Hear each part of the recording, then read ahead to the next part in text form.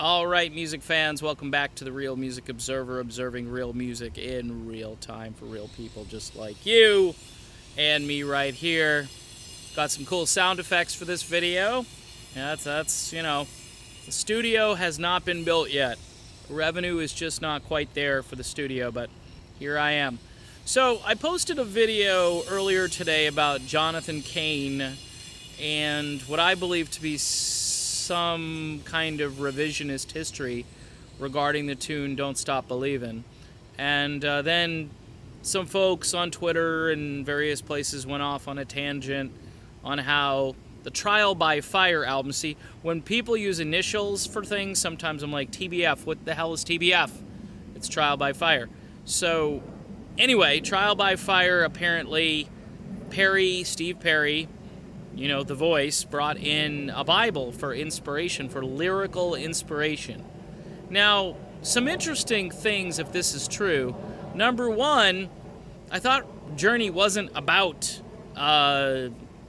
any one religion, okay? Nobody brought in a Quran, nobody brought in, the Torah, although the Bible kind of contains the Torah anyway, so nobody brought in any other written teachings from any other religious tradition. So, again, if this was permitted back in 1995 and 96 or whatever, I'm curious as to know why it's no longer okay, all right, for, lyrical inspiration or just inspiration in general. Hey, if you can make a few bucks, right, because isn't that what that's all about?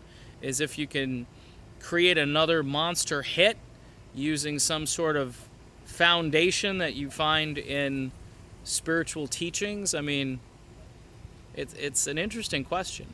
I mean, the only band I think that legitimately did that and did it in such a classy, awesome way, secular band, were the Byrds with Turn, Turn, Turn.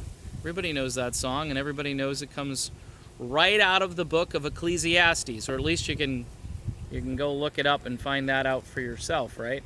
I think it actually says it on the song's liner notes.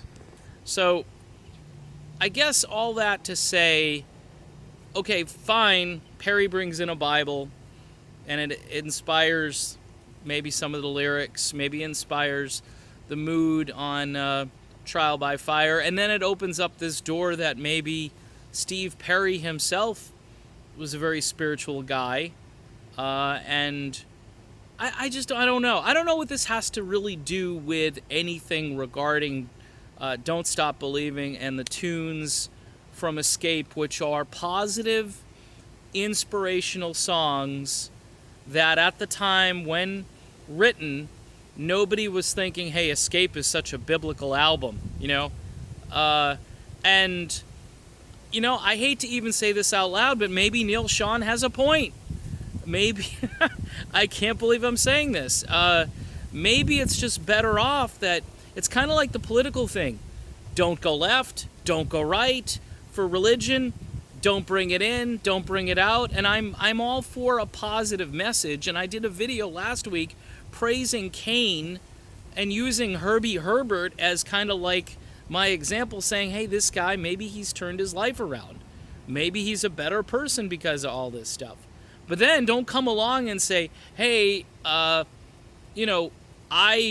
use the Bible and we're actually more of a Christian band, and you just didn't know it back in 1981. You just didn't realize it. You were too busy listening to Stone in Love with the Blue Jean Girl, in the Clover and all that. I mean, is that a biblical song?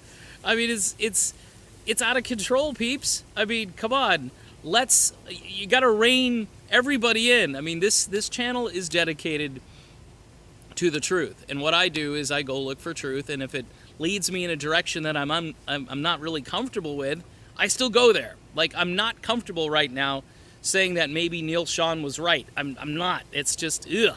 All right, because I think there's a lot of stuff wrong on that side of things, but can we just have Journey be about journey and be about the music that was created, and not try to, hey, we're on the 700 club, so we've got to have a narrative. We got to have a sit down with Pat Robertson or whoever and talk about how our album was completely God inspired and did all these things that back then I went and I bought the album and had cool. It had the cool insert, had the you pull the sleeve out and had all this cool stuff, and a lot of people probably bought the album and smoked an illegal cigarette. Let's be frank and honest. And then the chicks were just digging on Steve Perry. They're like, hey, that's the guy I want to be with, and so none of this, and I say all this is because none of this really has anything to do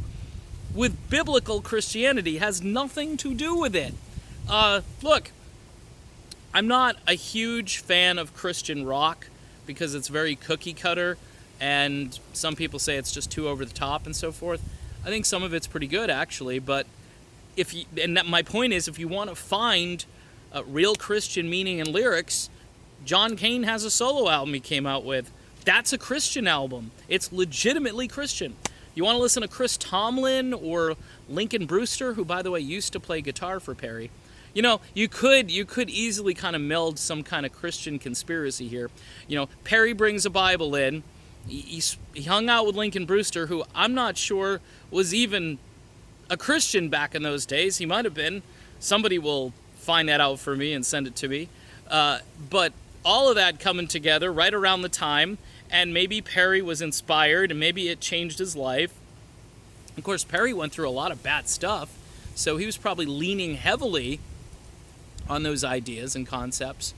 So all of that kind of meandering and wandering around in this video, more or less just to say, don't revise history.